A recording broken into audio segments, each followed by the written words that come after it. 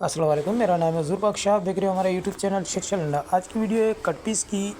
गरम ठंडा mix cut piece मिलेगा आपको। ये लोट लगी हुई, इसी लोट में से आपको पीस दिखा रहा हूँ। कटिंग इसमें आपको 1.5 से लेके 10-12 तक की कटिंग, 15 तक की भी मिलेगी आपको। माल आप साथ साथ देखते हैं ना, पीस के हिसाब से मिलेगा। और इसमें कितना बड़ा कट आएगा, कितना 1.5 मीटर का आएगा, इसका कोई अंदाज़ा नहीं है। जिस तरह ये डायरेक्ट लोट में से आपको दिखा रहा है, इसी तरीके से आपको गिन के दिया जाएगा। जो कम से कम इसकी कटिंग होगी वो 1.5 की होगी। 1.5 से लेके आपको इसकी 12, 13, 15 तक की कटिंग मिलेगी। तो गरम ठंडा मिक्स कट पीस है। जिस भाई को भी ऑर्डर करना है 100 पीस का ऑर्डर कर सकते हैं। 180 रुपये ये आपको पर पीस पड़ेगा। कम से कम आपको 100 पीस का ऑर्डर करना होगा। पेमेंट हमारी एडवांस है। जेस कैश, इजी पैसा, मिज़ान बैंक के थ्रू डिलीवरी चार्जेस आपके होते हैं।